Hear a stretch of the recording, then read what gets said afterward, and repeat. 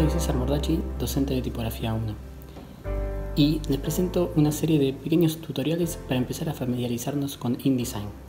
Cuando hablamos de Adobe InDesign, hablamos de un programa de autoedición. Un programa de autoedición nos hace pensar en la especificidad de los programas, es decir, pensar para qué voy a usar determinado programa. En ese sentido, cuando pensamos en programas de edición de imágenes, a todos nos viene a la mente Adobe Photoshop. Si pensamos en programas como un procesador de textos, todos pensamos invariablemente y quizás lamentablemente también en Microsoft Word, como también en Microsoft Excel cuando pensamos en un programa de hojas de cálculo. Un programa de autoedición, de alguna manera, es un programa que sirve para reunir la producción que hacemos en programas como Photoshop e Illustrator. Y un ejemplo de esa categoría de programas es Adobe InDesign. Un programa que a veces lo consideramos un poco más técnico, si se quiere, pero no es un programa al que uno deba temer, ¿sí? Es un programa que, por el contrario, es muy amigable y van a terminar valorando realmente las herramientas que ofrece para la composición tipográfica. De hecho, la gran diferencia de Adobe InDesign con otros programas de Adobe es que permite un manejo tipográfico, un manejo de la composición tipográfica extremadamente delicado y muy ajustado. Con InDesign abierto, uno pensaría que lo más lógico es empezar por mostrarles cómo crear un documento.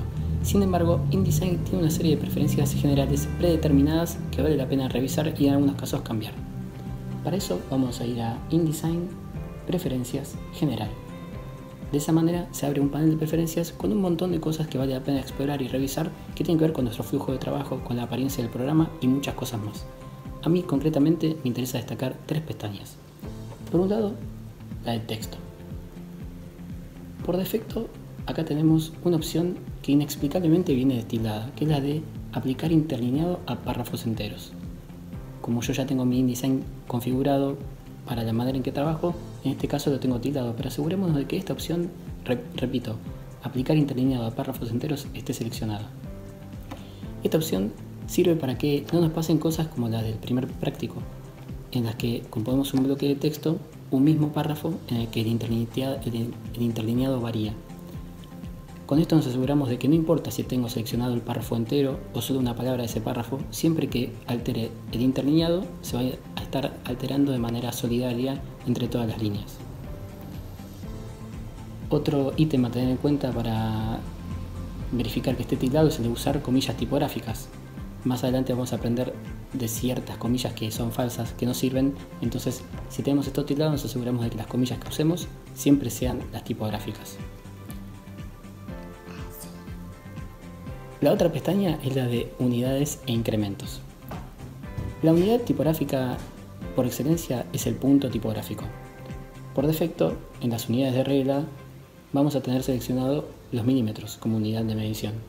Sin embargo, como vamos a trabajar tanto el cuerpo tipográfico como el interlineado con la unidad tipográfica de medición por excelencia, que es el punto tipográfico, si somos un poco obsesivos podemos también trabajar las reglas y todas las dimensiones del documento en la misma unidad. Entonces lo que puedo hacer acá es seleccionar que las unidades de regla también se manejen según los puntos tipográficos. La tercera pestaña que vale la pena revisar es la del diccionario.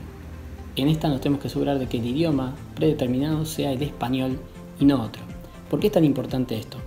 Si voy a trabajar con cortes de palabra, y la realidad es que en cualquier composición tipográfica quizás me encuentre ante la necesidad de hacerlo, ese corte de palabras lo hace automáticamente el software. Si el software hace el corte de palabras de acuerdo con las normas de corte de palabra de separación en sílabas de otro idioma, ese bloque de texto que estoy componiendo, por más que esté en español, va a tener los cortes de palabra mal aplicados.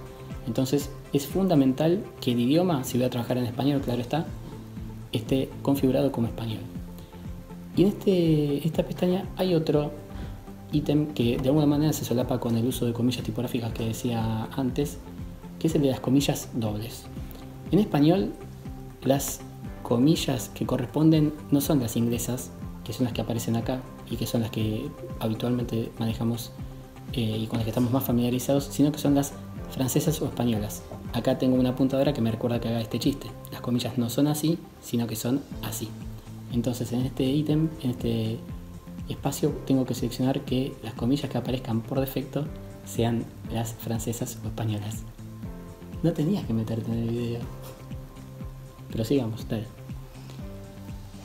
Con todas esas opciones seleccionadas, entonces doy OK y estos parámetros que modifiqué ya quedaron establecidos para mis futuras sesiones de trabajo en InDesign.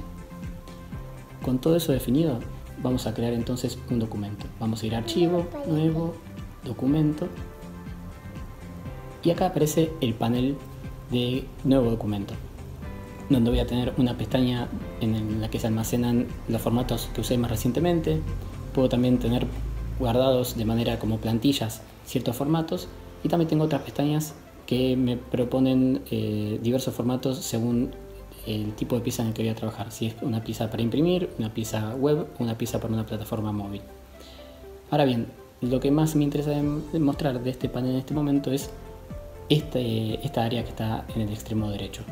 Acá tenemos el título que le voy a poner al archivo con el que voy a trabajar, y tengo el formato. Voy a poder definir el ancho y el alto.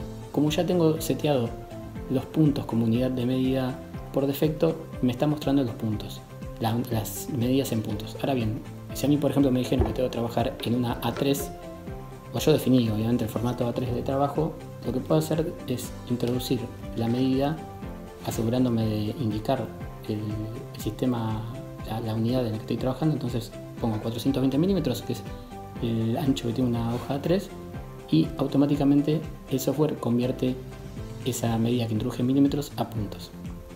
Entonces también puedo definir la orientación de la página, si voy a trabajar con la página en formato vertical o apaisado, la cantidad de páginas que va a tener el archivo. Puedo elegir trabajar con páginas opuestas o no, esto va a depender del tipo de publicación que esté generando. También el número de la primera página, que no necesariamente va a ser 1, esto tiene que ver con trabajos más complejos que podemos explorar en otra ocasión. Más abajo tengo para elegir la cantidad de columnas que va a tener esa página. Cuando hablo de columnas, no necesariamente me estoy refiriendo a las columnas de texto que va a tener, sino que quizás me estoy vinculando, estoy hablando de algo que tiene más que ver con la grilla, que es un concepto bastante más complejo que veremos más adelante. Y una cosa también que puedo definir al definir la cantidad de columnas con las que voy a trabajar es el medianil o la calle que va a haber entre esas columnas. Por otro lado tenemos los márgenes, que son los que definen la caja virtual dentro de la cual se van a ubicar esas columnas.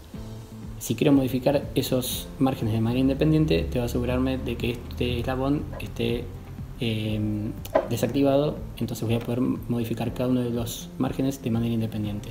Lo mismo vale para el sangrado, que no es otra cosa que la demasía que cualquier pieza impresa, sobre todo si tiene elementos que van al corte, tiene que contemplar y tener. Por último tenemos las anotaciones, que son un área complementaria a la del sangrado y que son un espacio destinado a las indicaciones fundamentales para el trabajo de la producción de esta pieza, llegado el caso de que vaya a un taller de impresión para ser producida. Entonces, con todos esos parámetros definidos, doy clic en crear y tengo delante mío el archivo. Una vez que creamos el nuevo documento, nos vamos a encontrar con un espacio de trabajo similar al de programas como Adobe Photoshop y Adobe Illustrator. Eso quiere decir que sobre el lado izquierdo tengo una barra de herramientas vertical con las herramientas básicas, como por ejemplo la herramienta de selección, la herramienta de selección directa, la herramienta texto, que es la que vamos a usar para generar los marcos que van a contener cada uno de los textos con los que voy a estar trabajando, y muchas otras herramientas que conocemos, como la manito para navegar, la lupa y diversas formas si es que quiero generar contenedores o lo que me haga falta en cualquier composición. En la parte superior tenemos una barra de herramientas dinámica, es decir que los parámetros que voy a poder configurar ahí van a depender del elemento que tenga seleccionado, y sobre el lado derecho tengo las paletas, en este caso una selección de las que vamos a usar en este tutorial y que las puedo desplegar de acuerdo a lo que necesite.